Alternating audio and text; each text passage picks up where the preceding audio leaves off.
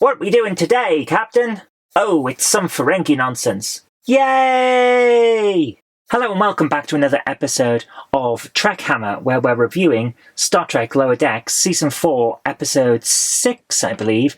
And I'm going to have to read off my phone what this episode was called, because it's weird. Parth Ferengi's Heart Place. Now, I've watched every episode of Star Trek from the very beginning to the modern stuff multiple times, and I have no idea what that's on about. I'm sure it's a reference or a joke, I just don't have an idea. Does that matter? Let's find out.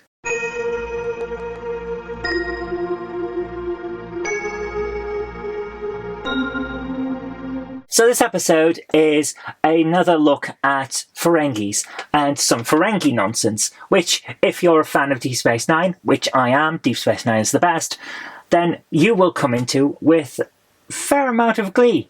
And I'm glad I did, because, wow, this episode was great. Really loved it. All of the stuff about the Ferengi culture regarding restaurant etiquette, all of the Ferengi culture about television, all of that stuff, it was fantastic. It's great to see a species being fleshed out more. We got some great references to previous Star Trek as well, with the Federation-themed restaurant. Great to see Rom and Lita back as well. They're sounding a little bit not quite what they used to, but given that it's over 20 years since the show ended, yeah, I can understand why. I think none of us sound like we used to 20 years ago. I know I certainly don't.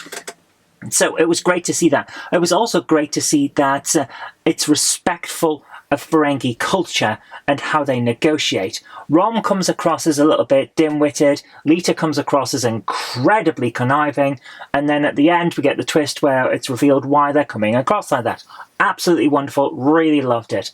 But what was also great was that this expands the canon and emphasises where the Ferengi Federation officer that we saw in Discovery Season 3 actually comes from.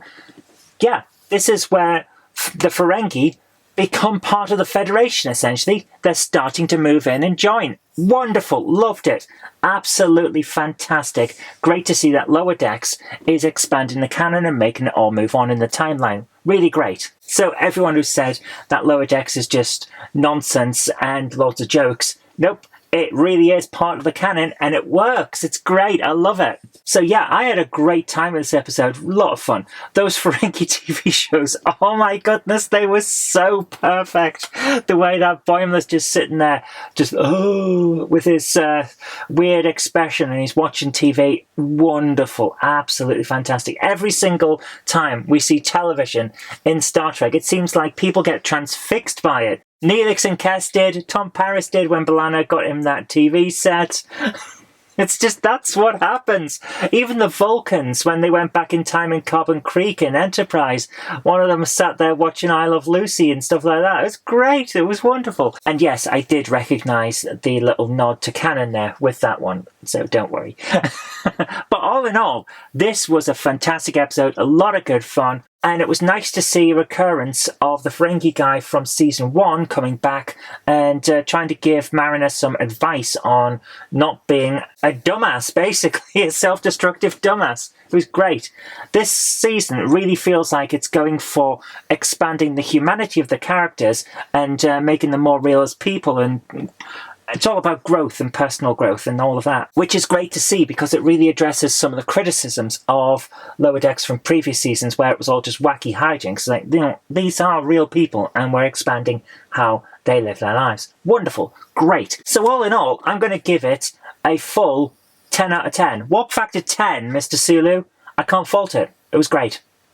Okay, what did you think of this episode? I know that there'll be some people who didn't see it the same way that I did, and if you did, or even if you didn't, let's hear about it in the comments section down below. Let's have a conversation about Star Trek. Always love that. It's always nice to hear from you. But until next time, I've been Zoe Kirk-Robinson. You've been watching TrekHammer. Live long and prosper. I'll see you next time.